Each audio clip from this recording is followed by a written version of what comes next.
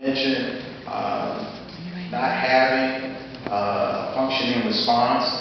How do you think this oil spill is going to change our energy policy going forward? Well, that, to me, is the essential question, ultimately, going forward, because in many ways we're helpless right now. You know, this is 8 weeks into this crisis, 56 days. I remember the first week or so, people weren't really freaking out too much because they thought it didn't go a whole lot of news. We thought this thing would be plugged up. But after a week and a half, first week of May, I think I recall, I remember doing a story for our paper and covering some events down here in Pinellas County, such as Kathy Harrelson, the Sierra Club, organization to help put together that Hands Across the Sand rally in February to protest against offshore drilling in Florida.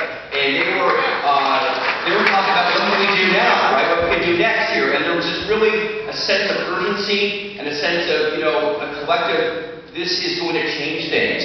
And I remember the next day, Representative Price was in the audience here, and Representative Fitzgerald from Sarasota, State Senator Geller from Miami Beach announced that they were calling for a special session, or calling for Governor Chris to have a special session in the legislature to get a constitutional amendment to ban offshore drilling here in Florida, safe waters, right? And so you had this momentum in a way, and that kind of died out because this thing has kept on going on and on. You mentioned earlier about how now people were talking about getting tired of the story, which I hadn't really heard, but it makes sense to me. This is a very short attention span society, and to stay with something for 6 or 7 weeks is, unless it's the war. I remember the Iraq War in 2003, I think people were refocused for several months on it, and then it kind of went away. These things, so I think it's, intense, and it's remarkable, but not that there's that many people here tonight, because everybody's so concerned in this area.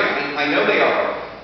But those things that were going on back, this first few weeks. Now, Governor Chris, let's mention him for a moment. He talked about calling a special session, picking up on what Price and Fitzgerald and Geller said, and then he said no. And he said, I don't think I have the votes in the House, and why call it up when we can't get it going? Then I think I heard last week, or a couple weeks ago, he's thinking about doing it again. I think it comes to leadership, which a lot of people sometimes say we're not getting it when we need it in these times of crisis. And so, Governor Chris perhaps should call that and see what happens there.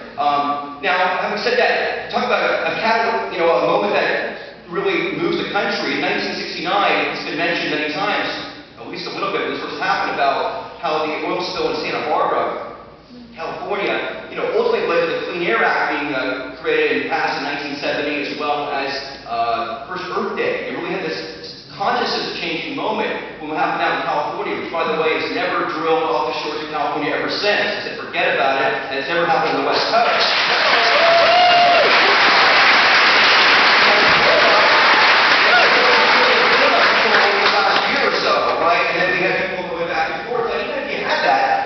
It wouldn't stop what's going on right now because you can't ban what's going on. There's about 225 miles off the coast of Florida with federal waters.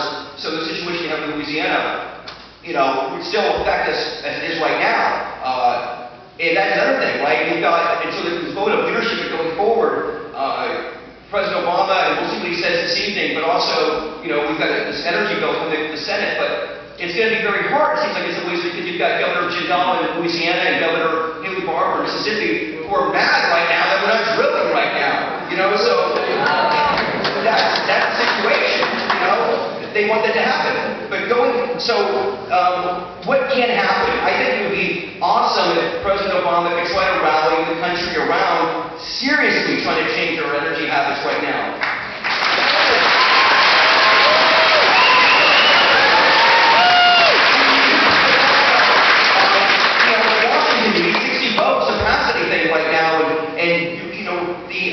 The John Kerry, Joe Lieberman Senate bill, that would cap emissions or cap a trade system, looks like it's not going to get anywhere, right? We're hearing that Harry Reid's going to kind of introduce that as an amendment, but we're not going to put that in. Richard Lugar of Indiana's got his own bill coming up that's more modest, and it seems to me this is not a time for modesty in terms of we're trying to change things. And so I'm a little, I felt this first few weeks that maybe something can happen here, and I'm not saying it can't, but again, when part of the country, some of the governors want to keep on drilling, we'll see what happens here. We'll see what the Senate bill, which gets introduced in the next week or two, how strong or how weak it is, to marry the House bill that passed last summer.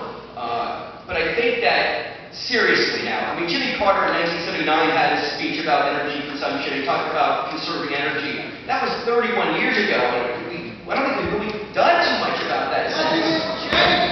And so, you know, I think that this is, but not now and when, I guess is the thing I would say.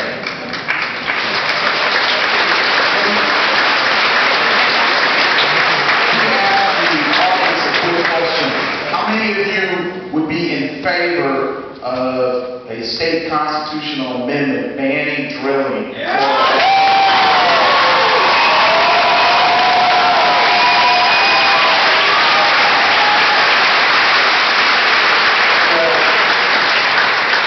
I asked for a moment of pontification. Perhaps we should have that special session. And if it doesn't pass, how many against?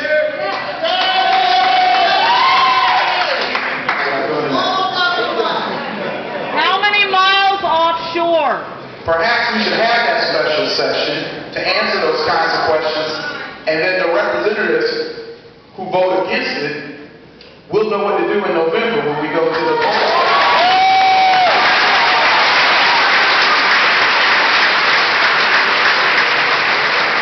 All right, moving to Jan. You know, Jan, you've been covering